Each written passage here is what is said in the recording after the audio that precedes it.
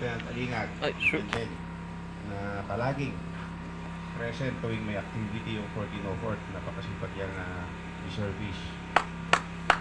Thank you, sir. Alumni ninyo at mga GMA na laging nandyan na tumutulong at sumusubaybay sa inyo, pinapasalamatan ko rin sila. Dahil kung wala sila, malamang mahirap kami. So napakagandang development itong nangyari dito na kung saan nagsama yung Ifugao at saka yung Mountain Province gaya nga nabanggit kanina ni Colonel Loyod. So actually, yung pagkakasabi nga niya, dumaan kami sa butas ng karayom. To the extent na sinagot ko pa si Group Commander. Kasi ang intention ni Group Commander noon, i-cluster yung buong 14th RCDG na kung saan yung cluster nyo sana kami ni Alfred dun sa 5th Division. Siguro kung nangyari yun, lalong wala tayong maaasahan na tulong. So lalong maghihirap kayo, lalong mas mahirap yung buhay ninyo. At least dito, may sarili kayong mundo, may sarili tayong kaharian. So nabanggit ko nga na to the extent na halos mag-away na kami ni Group Commander, talaga ipinaglaban ko. So yung statement ko lang doon na kung saan tumigil siya sa pangungumbinsi sa akin, sa amin ni Alfred. Kasi gusto niya doon sa 5th Division eh. Dahil daw sa facilities. Yes, may facilities nga doon. Konkreto yung titirhan ninyo. Pero that time kasi, napakaraming estudyante, hindi lang kayo, may cater ng DTS. Ilan lang yung personal ng DTS. Siyempre yung iba, ang ipa-priority nila is yung organic na personnel or yung nagte-training na sundalo na. Kumbaga kayo, last priority. Bakit last? Sabi ko. Kasi meron din silang i-cater na second RCDG. Ilan yung CDC ni second RCDG? Ilan yung nagte-training at nagsa-seminar na organic na tao or organic na sundalo? Last priority kayo. So yun yung namin, sagutan namin hanggang sa dumating nga sa punto na medyo balagbag na talaga yung sagot ko. Sabi ko, ano bang intention natin dito, sir? Eh, nakainom ako ng konti nun. Ano bang intention natin dito? Gusto ba natin na pagandahin lang yung tirahan nila? Bakit hindi kayo mag-release ng pondo? Hindi patirhan na lang natin sila sa hotel. Di ba? Ang intention natin dito, sabi ko sa kanya, para matuto yung bata. Maranasan yung buhay ng isang sundalo. Yun naman yung training, yun yung essence ng training ninyo. Maramdaman ninyo para mas maging matatag kayo, hindi lang sa disiplina, kundi sa pang-araw-araw na pagdidesisyon ninyo sa buhay ninyo, nandoon yung tatag, yung firm na decision ninyo. Hindi yung balimbing. Yes, kunang tatam, damdaman. No, yes, no, yes, no. So, hindi ka firm mag-desisyon.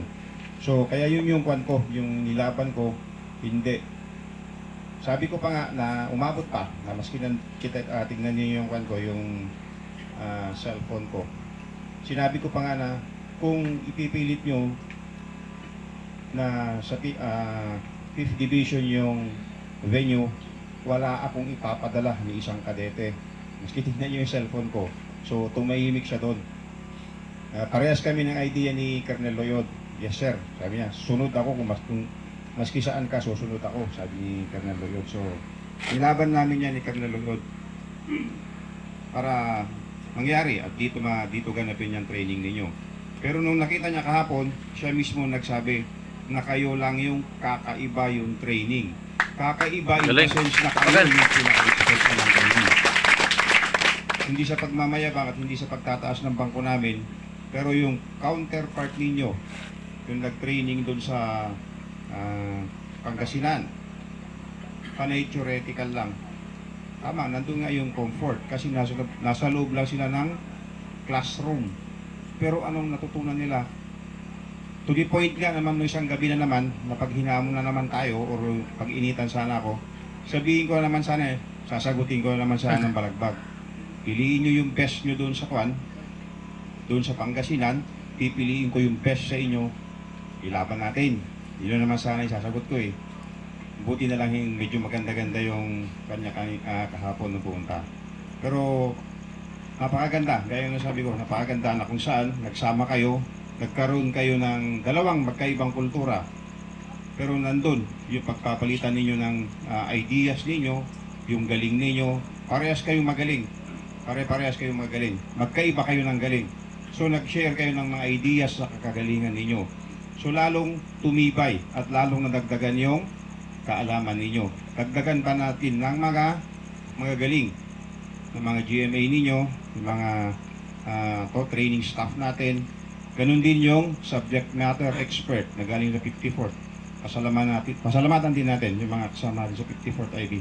Palakpakan natin. So, yung 54th IB rin na to, dati kong unit ito, so wala silang sawa na tumutulong sa atin. Karamihan naman yung members nila ay taga rito rin, mga kababayan ninyo. Kababayan, Mountain Province. Kaya't nandyan lagi sila. Tapos, yun nga, naging unit ko dati. So, sa effort namin ni Colonel Loyod, nagawa namin na kung saan hindi nagawa doon sa ibang CDC. Kaya nga sabi ni Group Commander, nagawa ninyo na hindi nagawa doon sa ibang CDC. Dahil sa mga resources, dahil sa kakulangan ng resources natin, pati nila, sa kanila, nandun lang sila. Kumbaga parang kabayo. At dapat mata na ba? Kung ano yung direction niya, yun lang. Ayaw nilang lumabas doon sa box. Pero sa amin, ginawa namin ng paraan para magawa niyo yung firing ninyo, test fight na walang bala. So, palakpakan nyo rin yung initiative ni Colonel Loyod doon. Galing. So, I hope na itong mga susunod na taon, makumbinsi natin yung ibang probinsya dito sa Cordillera na kung saan ito na yung magiging training venue natin. Kasi napakapangit naman na meron tayong sariling RCDG, meron tayong sariling area na bakit tayo pupunta at makikipagsikuhan doon sa ibang RCDG. Kaya naman natin gawin eh. Tama. Mas proper pa nga kaysa sa kanila. Tama. Alam ko na sa inyo, hindi nyo man aminin siguro, alam ko maski pa paano, yung 27 days na pagsama natin, ang 27 bukas, maski pa paano naman siguro, may naitulong kami o may naidagdag kami sa inyong kaalaman. Meron ba? Yes, sir! O baka naman yung pagtulog lang. Medyo malamig-lamig pa naman, pwedeng Yan. retake tayo mamaya. Hindi available si Governor bukas. Pwede mag-retake. Malamig, masarap Pero yun na, kidding aside, alam ko na Sir, maski pa paano, Yan. meron naman kami na-share. Alam ko yan. The way yung mga actions ninyo as compared nung bago-bago pa Tapos lang kayo, graduation nandito, run. first time natin na Para. mag-meet, kakaiba na yung galaw ninyo. Kumbaga, may patutunguhan na yung galaw ninyo. Hindi katulad dati, suntok sa buwan.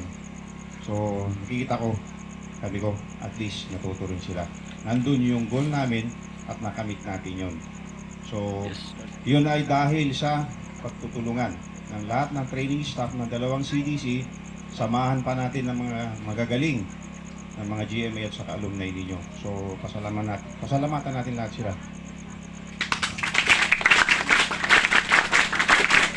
Binabasa ko yung kanyo kanina, yung mga comments ninyo. Karamihan, marami yung positive comments. Halos. Pero doon sa negative comments ninyo, napansin ko lang, halos isa yung tinutumbok ninyo. Yung tubig, wala tayong magawa dyan. Pero gagawa natin ng paraan. Hopefully, nagkaroon ng comfort room eh. So, hopefully by next na magkaroon tayo ng ganitong training, magagawa natin na kung saan makagawa tayo ng deep well. So, very supportive naman ang governor dito. At nabanggit na rin niya na yun yung magiging isa sa project niya. Dahil si governor dito at saka vice governor, isa rin silang reservist. Yes. Kaya hindi mahirap na mangyari yun. Meron lang akong nakitang negative na comment na kung saan yung nilagay niya, lousy. Hindi ko alam kung ano yun.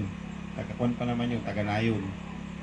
Yung naglagay ng lousy, hindi ko alam kung kami yung lousy ba. Pero gagawin namin. Ibig sabihin, tatanggapin namin yon as a positive na comment na kung saan gagawan pa namin o dadagdagan pa namin yung aming itinuturo, yung standard namin, tataasan pa namin. So, yun lang yung masasabi ko sa inyo.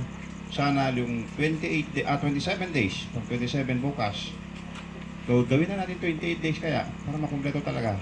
Sa linggo na lang kasi. Pwede naman, di ba? Yes, sir. Makumpleto talaga. Ayun yun na. 27 days.